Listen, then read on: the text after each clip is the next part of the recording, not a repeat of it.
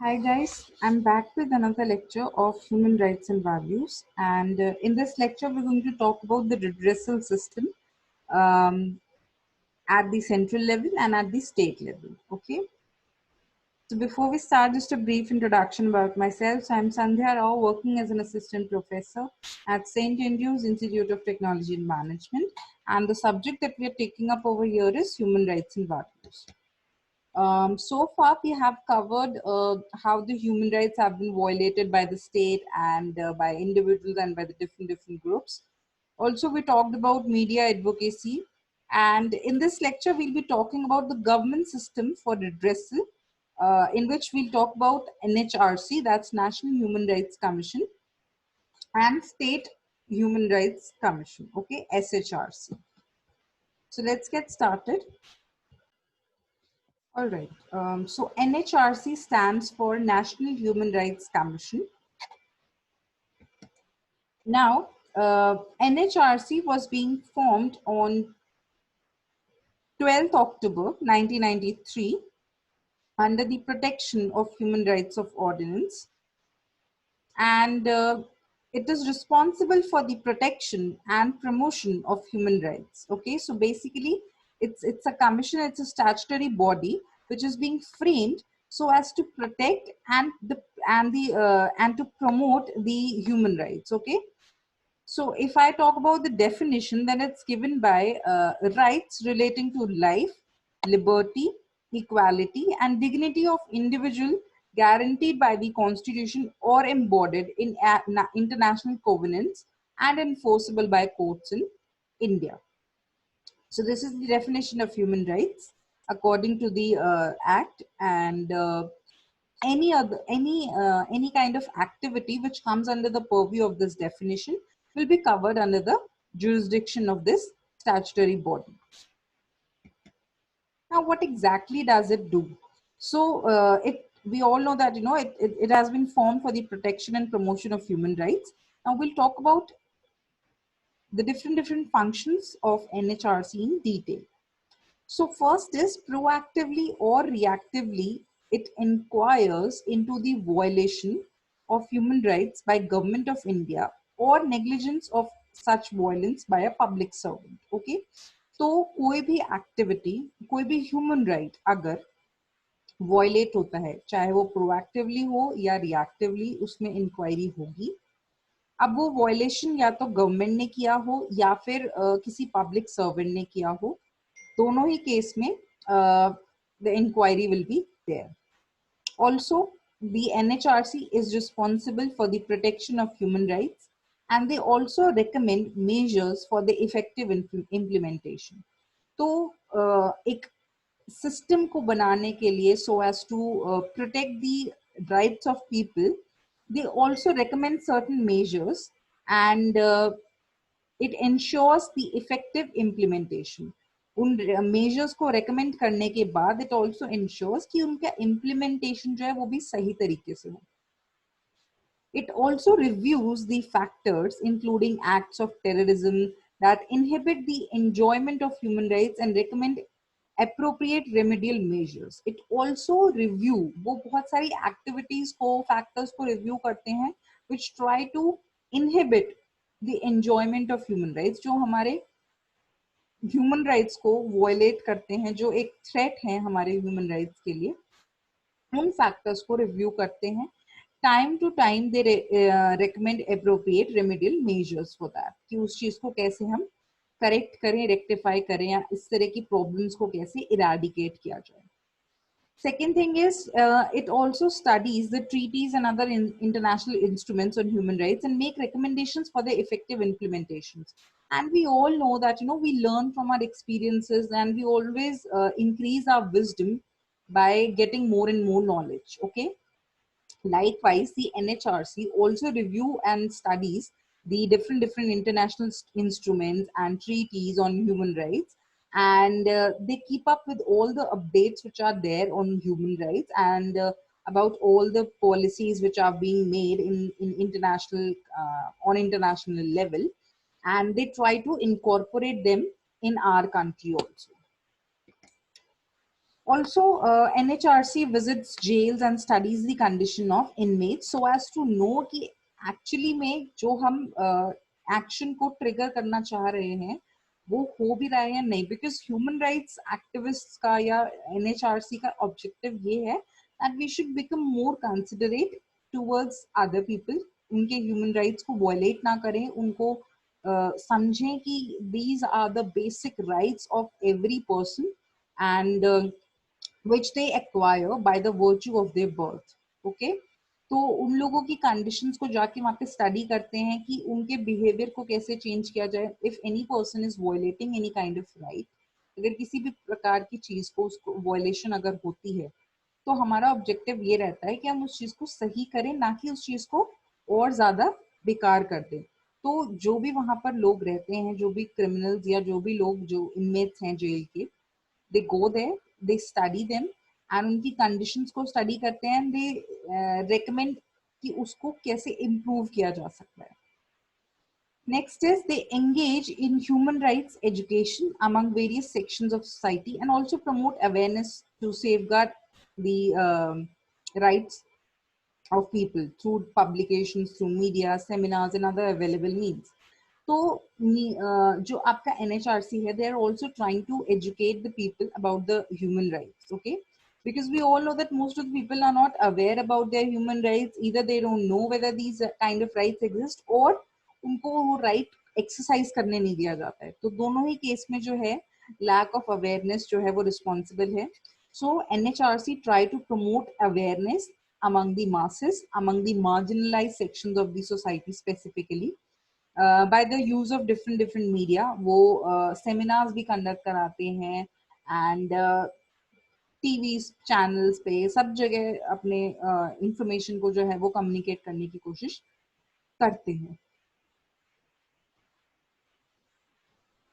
Then they also encourage the efforts of NGOs and other institutions who are working in the field of human rights. देखो NGOs जो हैं, these are non-government organizations and they are basically trying to generate awareness and they are operating not for the profit but to improve the conditions of the people living in the country. Okay, so they also encourage the efforts of these kinds of institutes and organizations which are working in the area of human rights. So it also considers the necessity for the protection of human rights and basically they are trying to emphasize on the very point that human rights needs to be protected and nobody is entitled to violate them. Neither the state nor any private individual is entitled to violate the human right. Okay, and if any kind of violation is being observed, then strict action will be taken against that particular person or body. They also do this kind of things like, you know, requisitioning any public record or copy thereof from any court or office. And अगर उन्हें लगता है that, you know, कोई भी इस तरह की activity, गलत activity जो है वो हो रही है, then they can also ask for any public record. वो public record को भी मांग के check करते हैं कि कैसे यहाँ पर चीजें चल रही हैं, कैसे नहीं चल रही हैं. They also undertake and promote research in the field of human rights. वो research भी करते हैं proper, उसके बाद वो अपने कुछ conclusions पर आते हैं, recommendations देते हैं research के बाद. Okay. Now, ये NHRC का जो ये commission है, how is it being formed? कौन-कौन लोग होते हैं इस commission में? So let's study about that.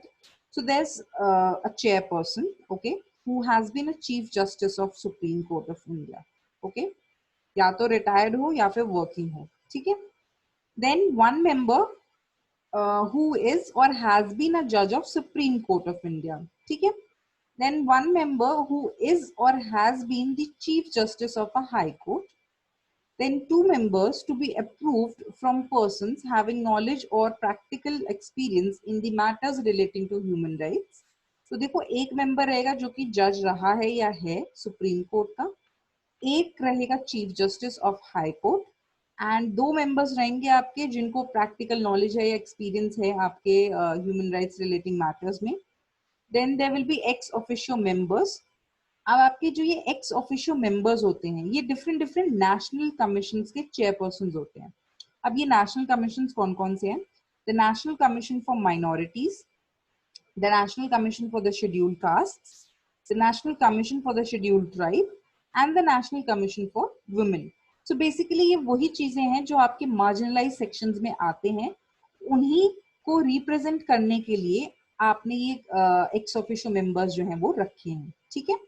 So chairperson who has been the Chief Justice of Supreme Court of India, and then there will be one uh, judge who has been, then there will be one member who has been a judge of Supreme Court, then one member who has been Chief Justice of High Court, two members having practical experience, and four ex officio members. Okay. Now, how are they being appointed? So, according to the Section 2, Section 3, and Section 4 of TPHRA, they have laid down certain rules for the appointment of NHRC people. So the chairperson and the members of NHRC are appointed by the President of India. Okay, सब लोग जो है वो President of India के through appoint किए जाते हैं. अब President of India जो है वो एक committee की recommendations पर इन लोगों को select करते हैं. Now ये committee में कौन कौन होता है? There's a chairperson who is usually the Prime Minister of the country, then the Home Minister, then the leader of opposition in the Lok Sabha, then the leader of opposition in the Rajya Sabha, the speaker of Lok Sabha, and the deputy chairman of Rajya Sabha. So all these people comprises of the committee which recommends the President of India about the appointment of the chairperson and members of NHRC. Now, the chairperson and the members of NHRC have a tenure of 5 years. Okay. But if any member reaches the age of 70 years before the completion of his tenure, then he or she has to retire from the membership. For example, अगर chairperson या कोई भी member जो है वो आज appoint होते हैं, तो वो next 5 years तक जो है उनका tenure वो continue रहता है. But अगर अभी उनकी age जो है वो 69 years है, तो वो नेक्स्ट ईयर 70 इयर्स के हो जाएंगे, तो वो सिर्फ 1 साल के लिए ही अपना टेन्योर को कंटिन्यू कर पाएंगे एंड देन उसके बाद उनको रिटायर कर दिया जाएगा. बिकॉज दोनों ही केस में जो चीज पहले आ जाएगी हम उस चीज को एक्सेप्ट कर लेंगे. ठीक है, तो या तो अगर उनकी एज 70 इयर्स है या फिर 5 साल उनके कंप्लीट हो जाए. ठीक है, अगर मान लो वो 69 के नहीं होते, अगर वो 64 के होते या 63 के होते तो वो अपना 5 इयर्स तक कंप्लीट कर सकते थे tenure. Now, the chairperson or any other member of this commission can be removed by the president even before the expiry of their full term. अगर for example वो 70 years के नहीं होते हैं, अगर वो अपना normally मतलब वो eligible हैं full 5 years continue करने के लिए अपने term को, उससे पहले भी उनको remove किया जा सकता है at the demand of President of India.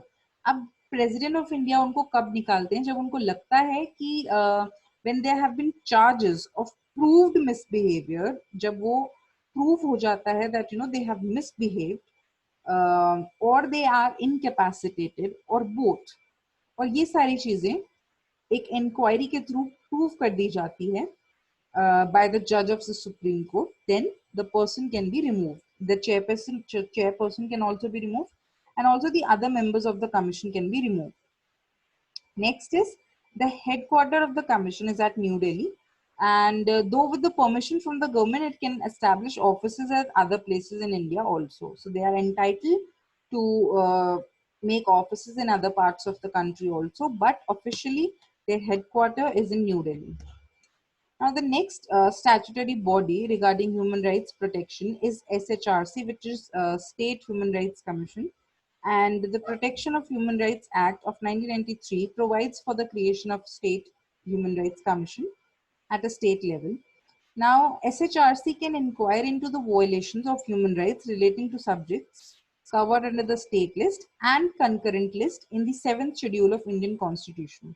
So we all know that the central government cannot operate effectively and efficiently if all the work is being entrusted to them. So they need the assistance of state government also, because obviously the work will be more if only one person is doing it, but the work can be divided and can be done efficiently if more people are doing it. So that is why we have SHRC in place. And so the composition is somewhat similar to NHRC. So it also have a chairman and two members. The chairman can be retired Chief Justice of High Court. Now in NHRC, the chairman or the chairperson was retired Chief Justice of Supreme Court. And here the chairman is retired Chief Justice of High Court. And the member should be a serving or retired judge of High Court or a district judge with 7 years experience and a person of knowledge or practical experience in the fields of human rights. There we have two people who have this practical knowledge or practical experience relating to human rights. And here we only have one member. Okay. Here also we have two members having practical experience in the field of human rights. Now the chairperson and the members of SHRC are appointed by the governor here and not by the president of India. Okay. On the recommendation of a committee consisting of, so here the chairperson and members are appointed by the government, and in case of NHRC, the chairperson and members are appointed by the president of India. And here the committee which actually give recommendation to the governor includes the chief minister, the home minister, the leader of opposition in the legislative council, the leader of opposition in the legislative assembly, the speaker of legislative assembly, the chairman of legislative council. So it's somewhat similar to that. It's just that it only goes one level down. Okay? The sitting judge of High Court or sitting district judge can be appointed only after the recommendation of Chief Justice of High Court. Once a member ceases to occupy office, they aren't eligible for any appointment under central or state government. Okay, and members are also eligible for reappointment subject to age criteria. Term is 70 years of age or 5 years. So here also आप दोबारा term के लिए eligible हो सकते हो, but अगर आप 70 years से कम, अगर आप 70 years की age आपकी हो जाती है किसी भी point of time पे during the course of your tenure, then you have to vacate that particular seat.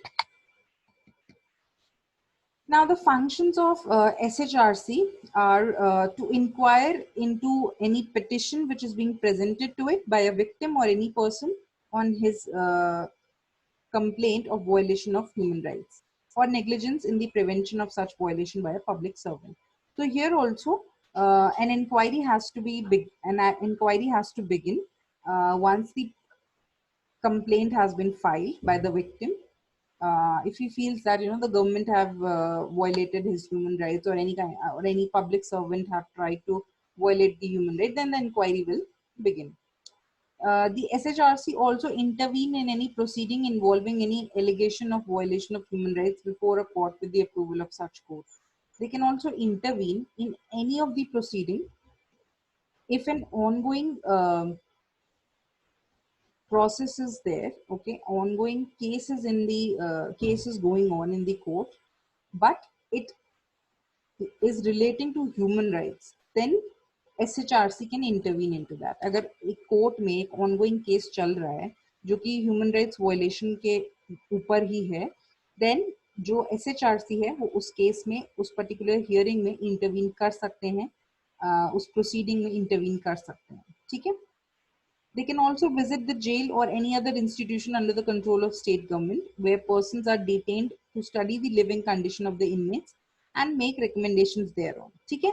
अगर उन्हें लगता है कि जो लोग जेल में रह रहे हैं, their living condition is very poor and it needs to be rectified or it needs to be reconsidered, then definitely they can go and visit the jail. They can study the conditions over there and they can make recommendations. They also review the safeguards provided by or under the constitution of any law for the time being in force for the protection of human rights and recommend measures for their effective implementations. अब वो again यहाँ पे भी effective implementation करते हैं, जो भी measures recommend करते हैं उनकी इफेक्टिव इम्प्लीमेंटेशन पे वर्क करते हैं. They also review the factors including acts of terrorists that inhibit the enjoyment of human rights and recommend appropriate remedial measures. It's just the same as NHRC. It's just that the only difference is कि यहाँ पर सारी चीजें state level पर हो रही है, वहां पे सेंट्रल लेवल पर हो रही थी. Definitely the power or the jurisdiction is limited, but the profile, the work and the functions are almost the same. They also undertake and promote research in the fields of human rights, which means that they will undertake any kind of research which will help in the formation of new rights, which will help or which will improve the living conditions of humans. They also spread human rights literacy, which means they try to spread information about human rights among the masses. And they also encourage the efforts of non-government organizations, and they undertake any other function as it may consider necessary for the promotion of human rights. अगर उनको लगता है कि कोई भी और चीज उन्हें करनी चाहिए जिससे कि human rights promote किए जा सकते हैं, then they can do that as well. That will be also coming under the functions of SHRC. So this is it for today's lecture, and now the question time. So you have to define the functions of NHRC and what is the composition of SHRC. So this is it for today's lecture. Thank you.